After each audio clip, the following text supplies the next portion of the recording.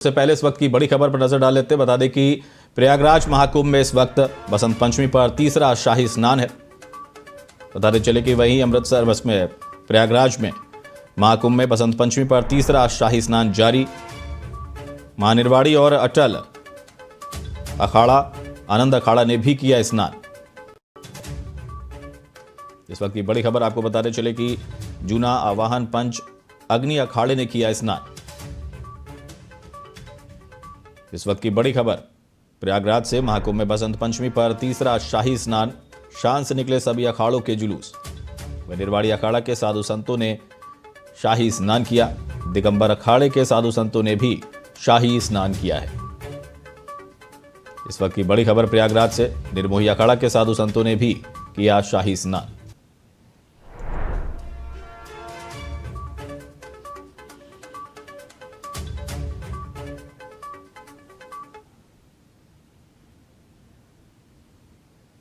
और इसी खबर पर ज्यादा जानकारी के लिए हमारे साथ हमारे संवाददाता प्रयागराज से राहुल मिश्रा जुड़ चुके हैं। जान लेते हैं कि क्या कुछ वहां पर स्थितियां हैं, किस तरह का शाही स्नान हुआ है।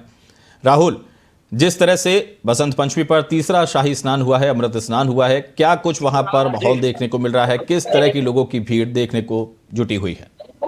जी आपसे बता दें आपसे बता दें प्रयागराज महाकुंभ में जो श्रद्धालुओं की संख्या है वो बढ़ चढ़ के है। लमसम प्रयागराज में बताया जा रहा है महाकुंभ में 3-3.5 करोड़ की जो श्रद्धालु है, जो सनातनी है, वो आ चुके हैं।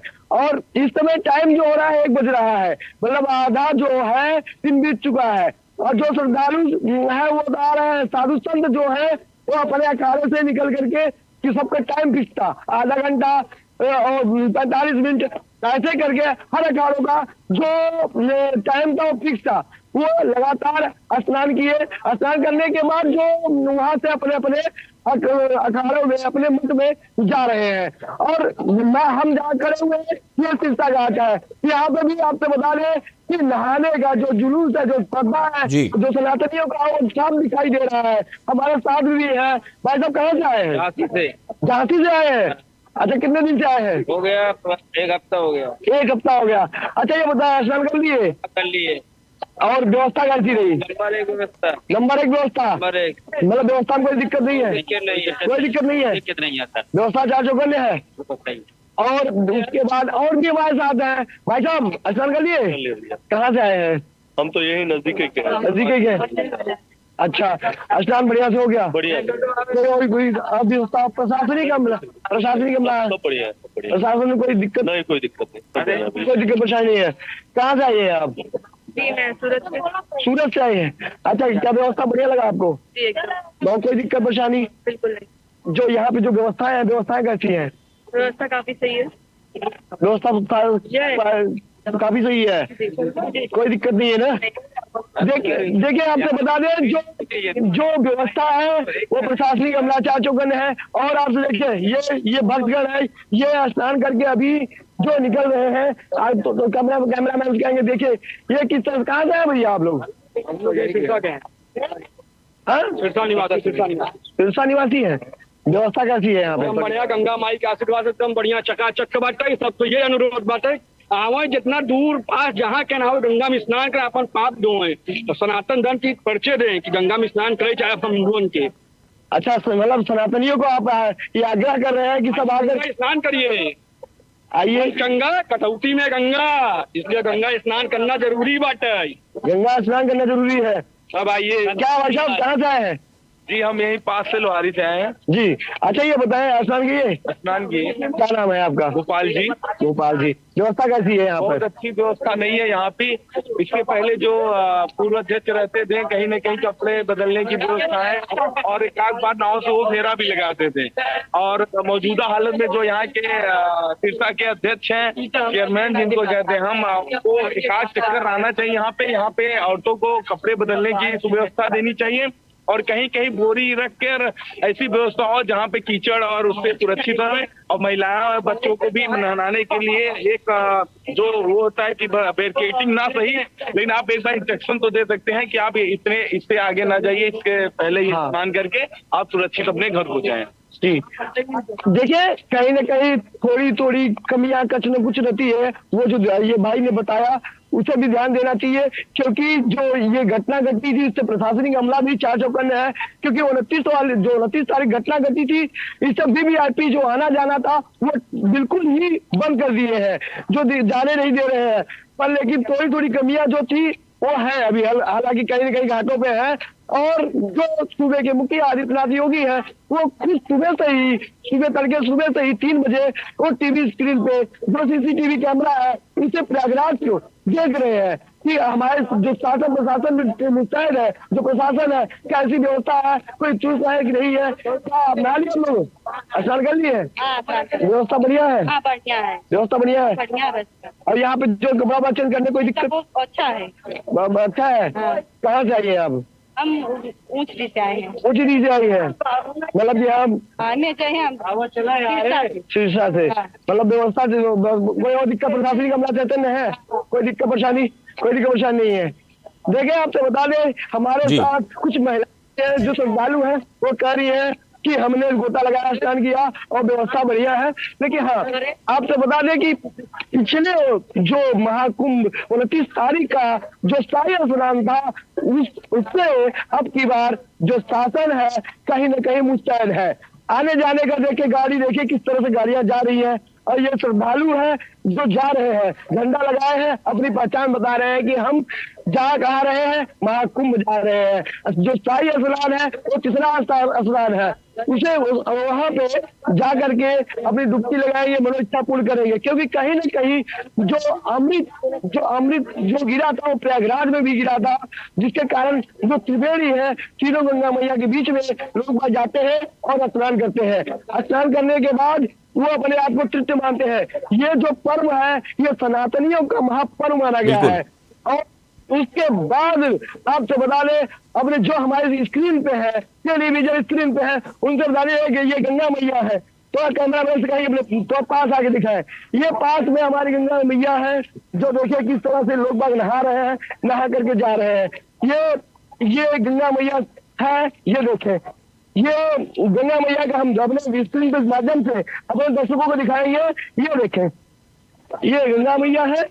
स्नान हो गया बाबू जी? तो बढ़िया से हुआ, पूजा पाठ बढ़िया से, कोई दिक्कत परेशानी? कोई दिक्कत नहीं है, सुविधा बढ़िया है, बढ़िया सुविधा है। देखिए आपसे बता दें कि जो श्रद्धा का सागर है वो आज सनातनियों का जो कहते हैं सनातनियों का जो धर्म पर्व वो है, यहाँ दिखाई दे रहा है। ये देखिए भीड़ देखे, ये चार चौकों में भीड़ देखे किस तरह से भीड़ यहाँ पर दिखाई दे रही है। और आने जा रहे हो जो अभी कुछ देर पहले हमारा एक भाई कह रहे थे कपड़ा बदलने की व्यवस्था देखे साफ दिखाई दे रहा है। तो कहीं ना कहीं छोटी छोटी कमियां जो होता है, लेकिन हाँ कमियों को दूर करने में अब की बार जो सूबे के मुखिया है आदित्यनाथ योगी वो कहीं न कहीं कमान पहले से टाइट कर दिए हैं।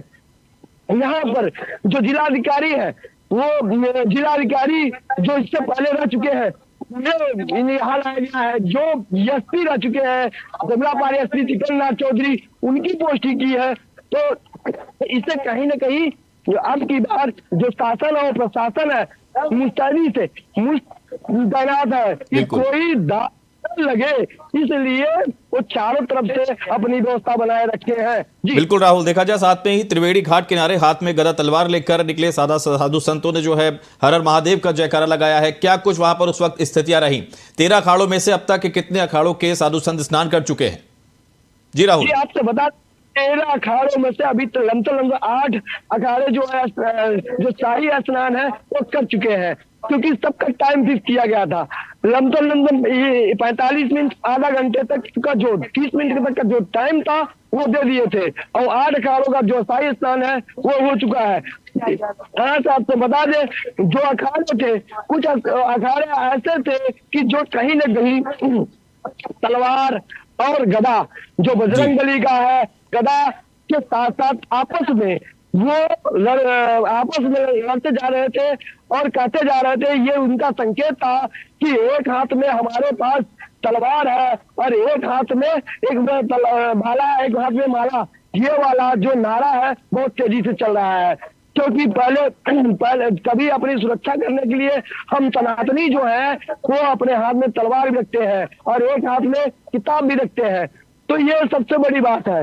और जो पिछली बार जो 29 तारीख की घटना घटी थी उसके कारण उतना उत्साह नहीं दिखाई दे रहा था जितना उत्साह अब की बार यहाँ पे दिखाई दे रहा है, क्योंकि जो महाकुंभ में होना चाहिए जो मठाधीश थे, पीठाधीश थे, वो लोग नहीं जा रहे थे क्योंकि उन्हें कहीं न कहीं जो घटना घटी थी उससे मन में दागदारी था।